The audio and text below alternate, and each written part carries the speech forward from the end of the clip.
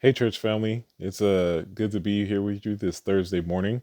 I'm here to bring you a word of encouragement. And today it's going to come from the book of Luke, chapter 7. And I'm going to start at verse 2. And it says, Now a centurion had a servant who was sick and at the point of death, who was highly valued by him. When the centurion heard about Jesus, he sent to him elders of the Jews, asking him to come and heal his servant. And when they came to Jesus, they pleaded with him earnestly, saying, He is worthy to have you do this for him, for he loves our nation, and he is the one who built us our synagogue. And Jesus went with them. When he was not far from the house, the centurion sent friends, saying to him, Lord, do not trouble yourself, for I am not worthy to have you come under my roof. Therefore, I did not presume to come to you, but say the word, and let my servant be healed. For I too am a man set under authority, with soldiers under me. And I say to one, Go, and he goes, and to another, Come, and he comes, and to my servant, Do this, and he does it. When Jesus heard these things, he marveled at him, and turning to the crowd that followed him, said, I tell you, not even in Israel have I found such faith. And when those who had been sent returned to the house, they found the servant well.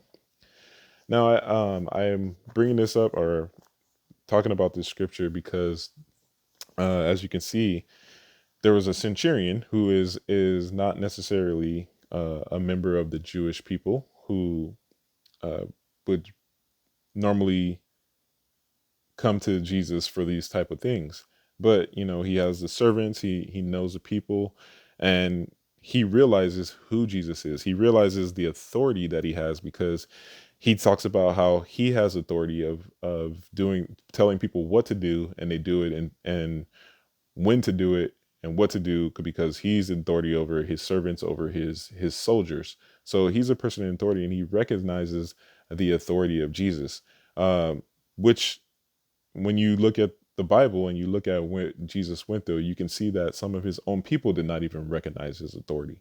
So I just bring that up because it's a encouragement to me because based on our circumstances or what's going on, sometimes for me, I forget or I don't think about that Jesus is in authority over all things. I think about it as I'm going through this, like, what am I going to do? Or this is happening, what do I do right now? And I am a strong Christian believer. I was grown up in faith and all of those things, but sometimes that doubt creeps in.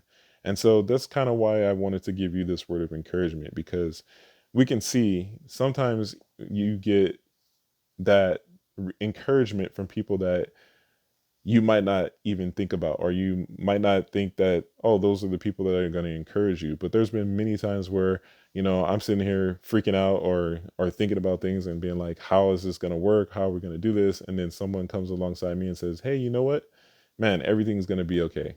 God's going to take care of this because God's in control. God's got this. Just pray that everything works out, and most of the time, even if it doesn't work out the way that I expected or the way that I want it, God still works it out. He still comes through for me. He still comes through for my family.